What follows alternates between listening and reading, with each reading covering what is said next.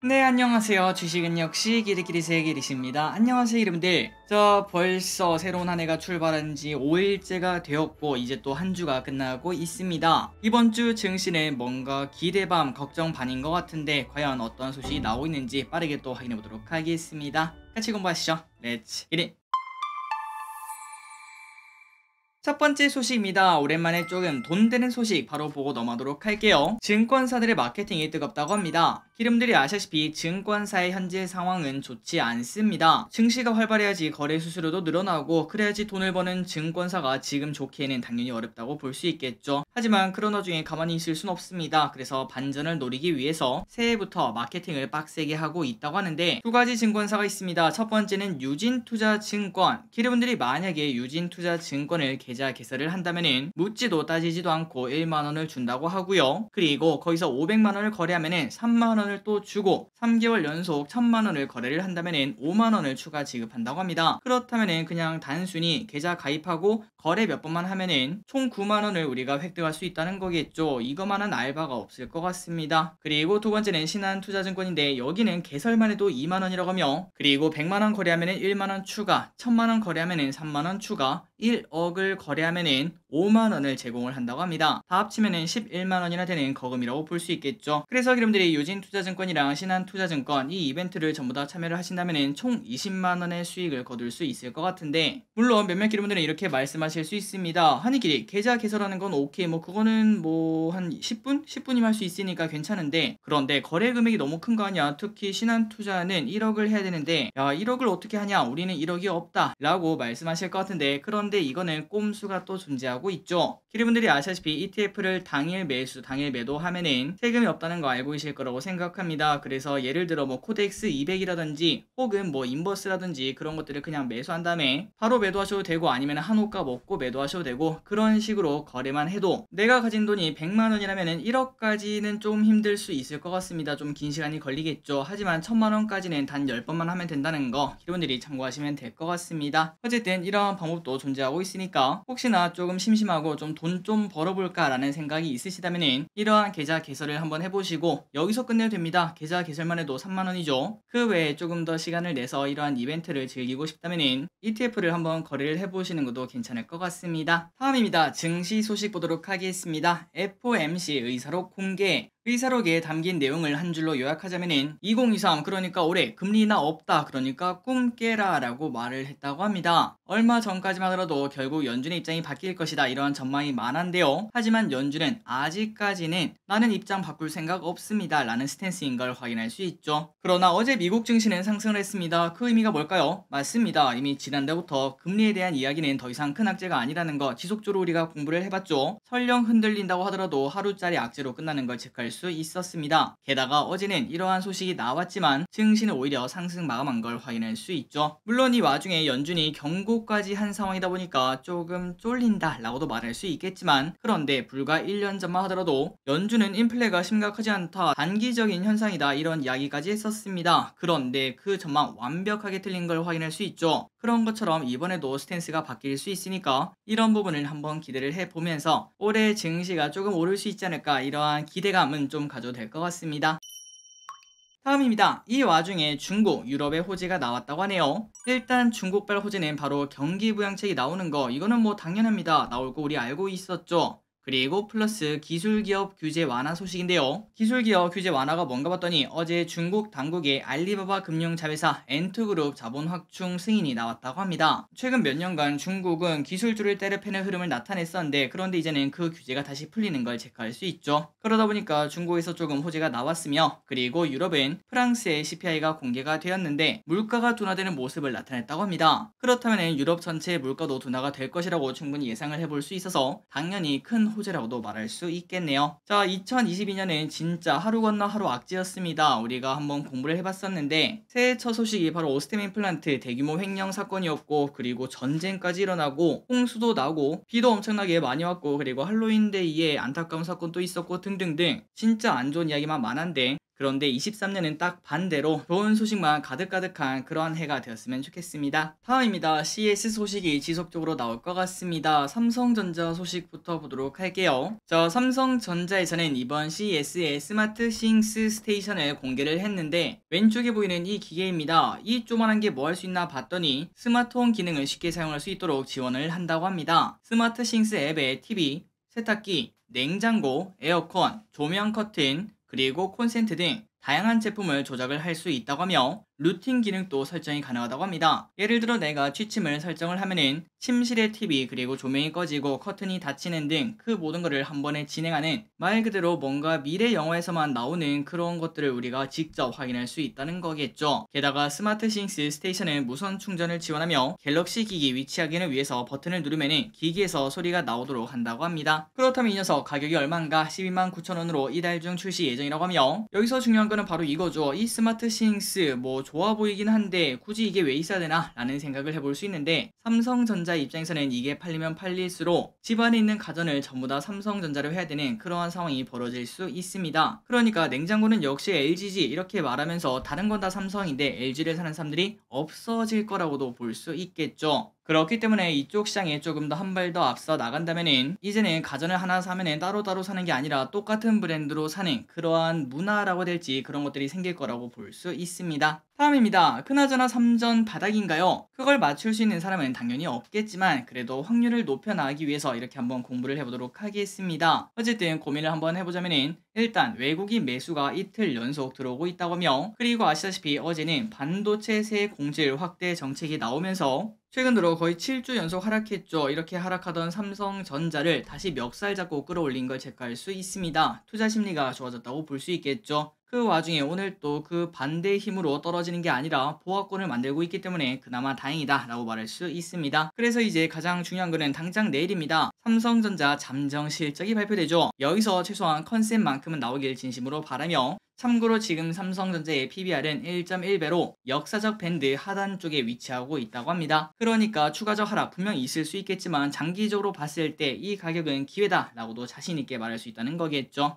과연 삼성전자 1년 뒤의 가격은 어떨지 한번 예상을 해보시기 바랍니다. 다음입니다. 자동차는 어떨까요? 연초에 현대차 기아가 급등한 흐름을 나타냈었습니다. 그건 바로 IRA 법안 때문이었는데 그런데 지금은 조금 또 잠잠해진 걸 확인할 수 있죠. 그렇다면 앞으로 어떻게 되는가? 일단 증권가에서는 실적 개선세를 바탕으로 회복할 것이다 이러한 예측을 하고 있습니다. 저도 지금 증권가의 실적 예측이 맞다면 당연히 무조건 올라갈 수밖에 없다라고 생각하는데요. 하지만 중요한 거는 우리가 매번 당했습니다. 실적 전망이 꺾일 수도 있다는 거. 지금 예상은 장밋빛이 가득가득하지만 그런데 몇 개월 지나면은 경기 침체 때문에 생각보다 차가 안 팔립니다. 차를 팔기 위해서 할인을 높여야 되기 때문에 영업이익률이 안 좋아집니다. 이런 얘기가 분명 나올 가능성이 있습니다. 그리고 실제로도 과거 경기 침체 단계에서는 자동차의 피해가 컸다고 하죠. 그렇기 때문에 우리가 자동차를 공부할 때 조금 더 깊게 과연 어떻게 될지 좀 공부할 필요가 있을 것 같고 다만 워낙 실적이 좋고 과거랑 비교했을 때 지금의 순이익은 2배가 넘습니다. 하지만 주가는 과거랑 비슷하다 보니까 이게 더 이상 엄청나게 떨어지기는 쉽지 않겠다라는 이야기는 당연히 해볼 수 있겠죠. 하방 지지는 충분히 가능할 것으로 보입니다. 한번 여러분들 공부해보시기 바래요. 그렇다면 현대차 당연히 가장 중요한 거는 판매량이겠죠. 미국 판매량을 보도록 하겠습니다. 현대차의 작년 미국 판매 실적이 전년 대비 2% 감소했다고 합니다. 아쉽네요. 기아까지 포함한 그룹 자체의 판매량은 147만 4천 대를 넘기며 역대 두 번째로 높은 판매량을 기록을 했다고 합니다. 그런데 이 와중에 이거는 선방한 거라고 합니다. 아니 재작년보다 2% 감소했다는데 이게 어떻게 선방이냐 라는 이야기를 충분히 해볼 수 있는데 하지만 작년에는 반도체 수급난 등으로 신차 판매가 감소할 수밖에 없었다고 합니다. 그래서 실제로 미국 안의 자동차 판매량은 약 8% 정도 감소를 했는데 현대 기아는 2%밖에 감소를 하지 않았으니까 오히려 그 안에서는 점유율을 늘렸다라고도 말할 수 있겠죠. 그러다 보니 실적은 업계 예상치를 앞질렀으며 올해 중순까지만 하더라도 현대차가 좋았던 적이 있었습니다. 그리고 순위를 보자면 현대차 그룹은 작년 혼다보다 50만 대를 더 팔았고 판매 4위인 스텔란티스와 7만 대 격차까지 좁혔다고 하니까 지속적으로 성장하는 현대차를 확인할 수 있죠. 과연 미국에서 판매량 2등, 1등까지는 힘들겠죠. 하지만 지속적으로 성장하는 모습이 나올지 지켜보도록 하겠습니다. 다음입니다. 테슬라 전기 비행기 해프닝. 테슬라에서 전기 자동차를 넘어서 전기 비행기와 전기 보트로 사업 영역을 확장할 수 있다. 이러한 보도가 나왔습니다. 그 근거도 확실한데요. 테슬라가 지난주에 특허청에 상표를 출원했기 때문인데, 그런데 알고 보니까 테슬라의 팬이 테슬라를 소유자로 해서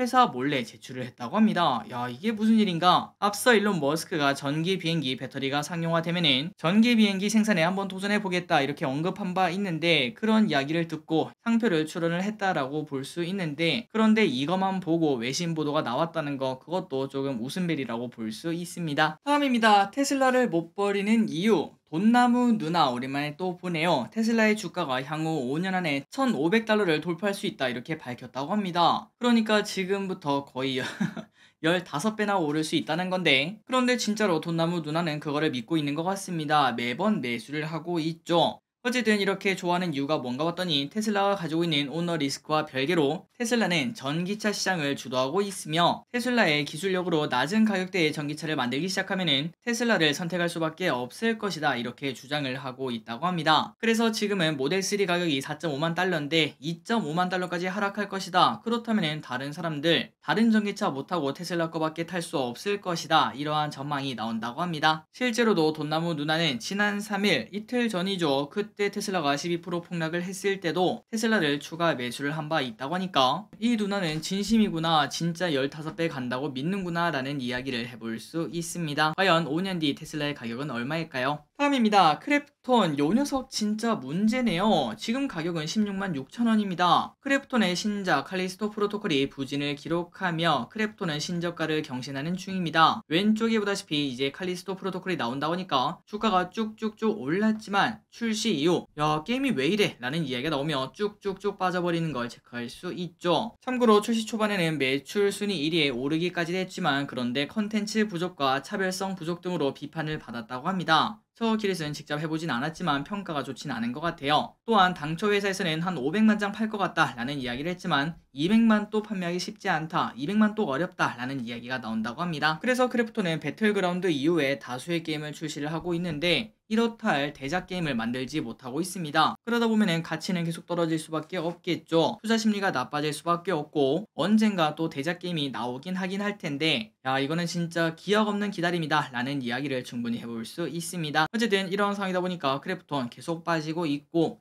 지하실이 어딘지 확인할 수가 없는 상황이라고 합니다. 다음입니다. 표 한 장에 400만원. 1월 중순 홍콩에서 열리는 블랙핑크의 콘서트 안표 값이 400만원에 달한다고 합니다. 중국은 8일부터 입국자 검역을 완화하고 홍콩 간 인적 왕래도 재개될 것으로 보이면서 중국의 팬들이 안표 경쟁에 가세하게 된 것인데요. 8배가 넘는 가격인 400만원에 판매합니다. 이러한 거래가 올라오는 등 안표 거래가 활발하게 진행되고 있다고 합니다. 그래서 우리가 이제 이런 걸 봤을 때 제로 코로나 정책으로 대형 이벤트를 하기 힘들었지만 얘네 이제 진심이구나 라는 이야기를 해볼 수 있겠죠. 이것 때문에 우리가 진짜 중국 이거 못 믿을 나라다 라는 이야기를 해볼 수 있지만, 관련 산업은 역시 중국이 붙으면 기대감이 빵빵 터지는구나 라는 이야기도 충분히 해볼 수 있습니다. 어쨌든 중국이 리오프닝이 되면 어떤 기업이 수혜를 보일지 지속적으로 체크를 해봐야 될 것 같습니다. 다음입니다. 이 홍삼은 먹지 마세요. 아마도 여러분들 다들 보셨던 뉴스라고 생각해요. 코스팜이라는 기업이 제조 판매한 진사마쇼크온, 이러한 홍삼 제품이 있는데, 그런데 여기에 발기부전 치료제 성분이 들어있다고 합니다. 그래서 이걸 보니까 제 주위에서는 어떻게 구하냐 이런 얘기까지 하고 있는데, 그나저나 이러한 약이 도대체 뭔데 어떻게 들어있냐 봤더니 포함되어 있는 타다라필, 이러한 성분이 있겠죠. 그런데 이 성분은 발기부전과 전립선 비대증에 쓰이는 약 성분으로 식품이나 건강기능식품에 쓸 수 없다고 합니다. 그래서 식약처는 해당 제품의 판매를 중단하고 회수 조치를 밝혔다고 합니다. 그런데 모든 제품에 이러한 발기부전 치료제 성분이 들어있는 건 아니라고 합니다. 뭔가 좀 웃기지만 우리 예전에 뭐 그런 거 들어봤죠. 500원짜리인데 몇 년도에 찍힌 500원짜리가 뭐 몇만 원에 팔린다 이런 얘기가 있는데, 이것도 마찬가지로 유통기한이 23년 2월 7일 이렇게 찍힌 제품만 발기부전 치료제 성분이 들어갔다고 하니까 이를 구매한 소비자는 섭취를 중단하고 구입처에 반품할 것을 식약처는 권했다고 합니다. 다음입니다. 커피 좋아하시죠? 올해부터 스타벅스, 메가커피, 폴바셋, 더벤티 이렇게 4곳의 매장에서 텀블러나 다회용 컵을 사용하면 사용할 수 있는 포인트 300점을 받을 수 있다고 합니다. 연간 최대 7만원까지 받을 수 있다고 하니까 여러분들 커피 자주 마신다면 환경도 살릴 겸 우리 돈도 아낄 겸 텀블러를 들고 다니시는 것도 괜찮을 것 같습니다. 참고로 이 포인트를 받으려면 뭐 스타벅스 포인트, 메가커피 포인트 이런 포인트가 아니라 탄소중립 포인트 제도 홈페이지가 있다고 하니까 여기서 직접 가입을 해야 된다고 합니다. 체크하시기 바랍니다. 다음 소식입니다. 올해 1인당 나라비 사상 최대 1인당 나라빚이 2,200만원으로 사상 최대를 달성을 했습니다. 하지만 나름 할 말이 있다고 하는데요. 그게 뭔가 봤더니 바로 인구수입니다. 채무도 당연히 늘긴 늘었는데 인구수가 줄면서 더 큰 증가세를 나타냈다고 하네요. 그럼에도 최근 국가 채무의 상승폭은 큽니다. 2017년에는 1284만원인데 그런데 지금은 2070만원으로 이 정도 기세면 내년이면 2배 되는 거 아니냐 이런 얘기가 나올 정도로 크게 성장하고 있죠. 그런데 옆나라 일본을 보니까 야 우리는 양반이다 라는 이야기가 나옵니다. 일본은 지금 이미 한 사람당 나라빚이 1억이 넘는다고 하니까 우리나라도 뭐 저렇게 돼도 괜찮은 건가 이런 생각이 들긴 하는데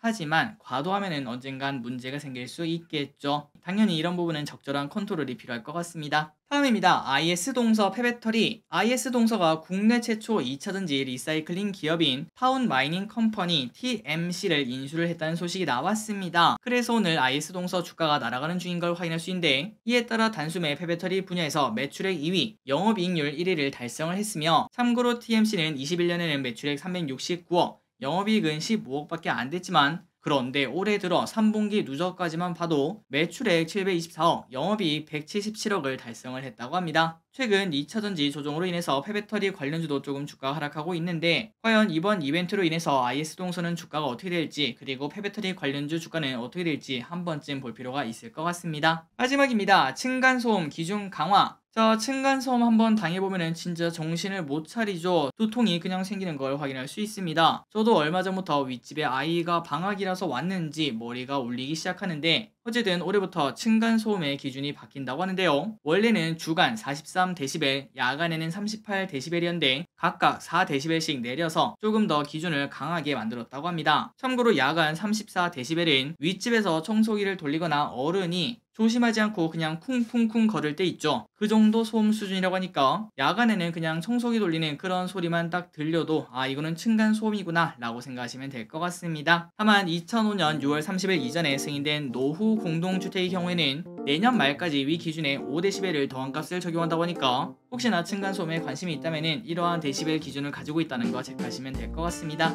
자, 오늘의 공부 여기까지 끝났습니다. 항상 이렇게 같이 공부해서 진심으로 감사합니다. 지금까지 기리셨습니다. 빠이요.